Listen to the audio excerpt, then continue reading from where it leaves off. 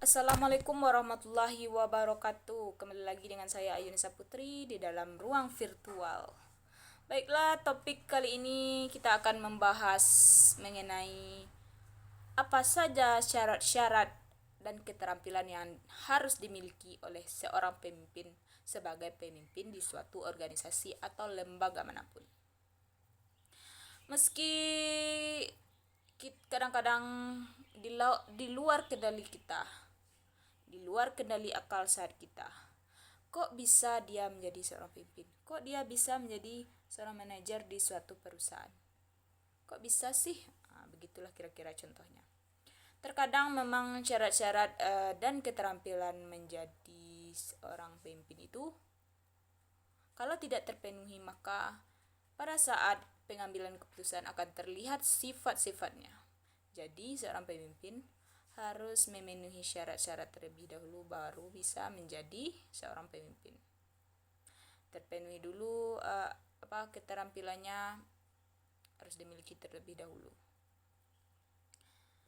Karena di dalam prosesnya akan terlihat juga bagaimana cara dia memimpin.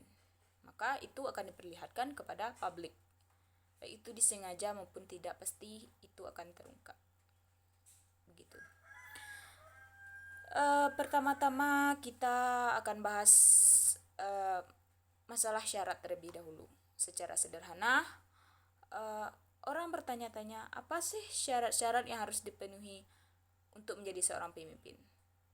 Menurut saya sih sederhana, yaitu segala hal-hal baik di muka bumi ini yang seharusnya harus dimiliki, wajib dimiliki oleh setiap orang, tidak hanya seorang pemimpin. Contoh hal-hal baik tersebut seperti jujur, disiplin, dan lain sebagainya.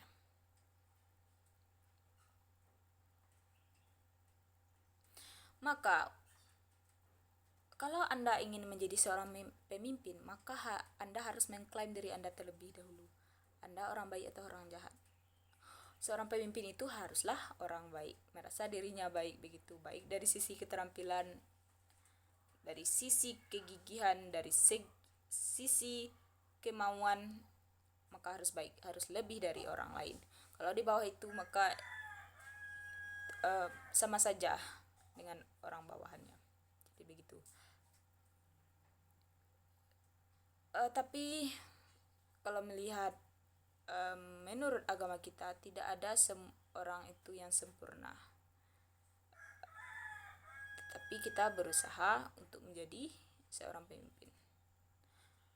Di dalam agama kita ada kepercayaan kalau ingin mencari atau memilih seorang pemimpin, maka lihatlah bagaimana dia memimpin keluarganya.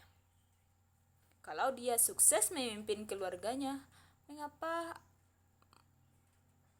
tidak sukses pula di organisasi? Itulah patokannya. Kalau dia sukses di keluarga, tentu saja itu menjadi sukses pula di organisasi atau lembaga tempat dia bekerja. Dia lebih bisa dipercayai. Jadi begitu. Syarat-syarat menjadi seorang pemimpin lebih jelasnya yaitu yang pertama terkait dengan kekuasaan. Kekuasaan yang kita tahu adalah otoritas dan legalitas yang memberikan wewenang kepada seseorang pemimpin. Ingat, dia sudah diberikan wewenang. Wewenang untuk apa? Yaitu wewenang mempengaruhi, mewajibkan, mengharuskan, menggerakkan bawahannya, menggerakkan orang-orang yang dipimpinnya untuk berbuat sesuatu, untuk melakukan sesuatu sesuai keinginan pemimpin tersebut, sesuai tujuan organisasi yang ingin dicapai oleh seorang pemimpin organisasi tersebut. Tetapi dalam konteks ini bukan tujuan pribadi, tetapi tujuan organisasi secara bersama. Tujuan pribadi bisa dimasukkan atau dimasukkan ke dalam tujuan organisasi. Jadi tujuan pribadi itu di bawah tujuan organisasi. Tujuan organisasi yang paling utama di sini. Nah, yang kedua adalah kewibawaan. Kewibawaan inilah yang susah sekali didapatkan karena kewibawaan ini merupakan sama seperti sifat orang atau karakter orang. Kita tahu cara orang berbicara bahwa dia itu berwibawa, cara dia berjalan dia itu berwibawa, cara dia memberikan arahan atau tugas itu berwibawa. Jadi kita tahu kalau dia itu berwibawa. Itulah yang susah didapatkan, kewibawaan. Kewibawaan itu sama dengan kepribadian. Jadi begitu.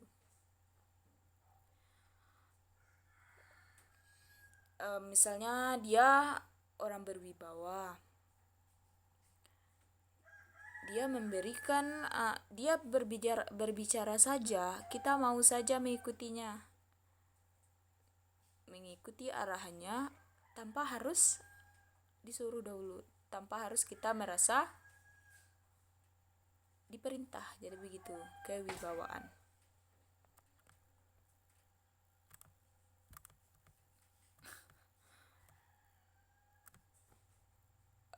Yang ketiga yaitu yang menjadi dasar atau skill kepemimpinan, kita bisa melihatnya yaitu keterampilan tentu saja. Tapi manifestasi belum sampai ke keterampilan karena keterampilan akan dibahas setelah ini.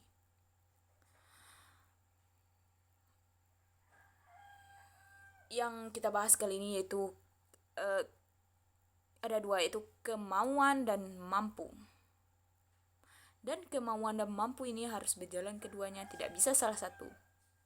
Kalau kita menjadi seorang pemimpin, kalau mau saja tetapi kita tidak mampu, kita tidak bisa, skill kita tidak ada, maka tidak akan bisa. Begitu juga kalau kita mampu tetapi tidak ada kemauan, sama saja. Jadi harus berjalan beriringan bersamaan. Jadi begitu. Kemauan di sini banyak, yaitu mau menjadi orang yang bertanggung jawab, mau menjadi orang yang lebih mau mengurus orang lain, mau mengurus bawahannya. Itu kemauan untuk berada satu langkah di atas para bawahan kita, mau dalam segala hal. Kalau kita sama saja dengan bawahan kita, berarti kita bukan pemimpin, kita sama dengan dia. Jadi begitu. Kemudian yang terakhir adalah keterampilan, yaitu keterampilan dasar dari seseorang pemimpin, khususnya pemimpin di suatu lembaga pendidikan. Saya ambil salah satu pendapat, yaitu pendapat dari Albright dan Griffin. Manajer yang efektif atau leader yang efektif perlu memiliki berbagai hal, khususnya keterampilan. Keterampilan dasar kepemimpinan, dan setidaknya menurut Albert ini ada 5 keterampilan dasar yang wajib harus dimiliki oleh calon leader. Anda sebagai calon leader, calon pemimpin ke depannya, maka Anda harus mendengarkan ini. Ini minimal loh, tidak boleh kurang dari 5. Harus 5 pas. Yang pertama adalah keterampilan teknis, yaitu keterampilan dalam pelaksanaannya. Misalnya melakukan ini, melakukan itu. teknis. Yang kedua adalah keterampilan hubungan insani. Ini sama dengan keterampilan sosial, keterampilan dalam berbicara. Jadi begitu, memiliki relasi banyak. Keterampilan hubungan insani di dalam maupun di luar. Kalau di dalam organisasi yaitu membentuk self belonging, yaitu rasa persaudaraan, rasa kekeluargaan dengan sesama kita, agar dalam melaksanakan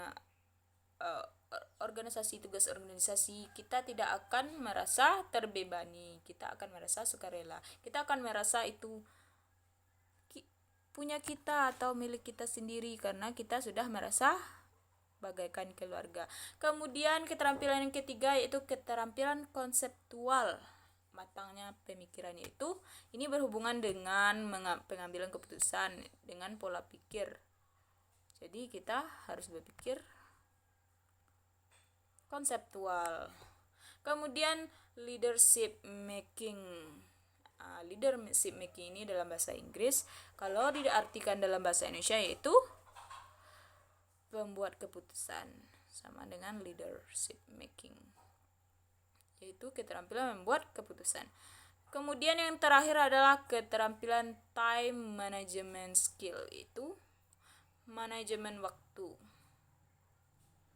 Kalau menjadi seorang pemimpin kita harus bisa memanajemen waktu. Terlebih dahulu ini yang paling penting, manajemen waktu. Kalau waktu tidak bisa dimanajemen, berarti sulit nantinya. Tugas ini dikerjakan harus segi waktu ini. Kalau kita tidak bisa memanagenya, mungkin itu akan amburadul. Sekian materi perkuliahan hari ini. Semoga apa yang saya sampaikan bermanfaat bagi Anda semua, bagi pendengar semua. Saya sudahi dengan wabillahi taufiq wal hidayah. Wassalamualaikum warahmatullahi wabarakatuh.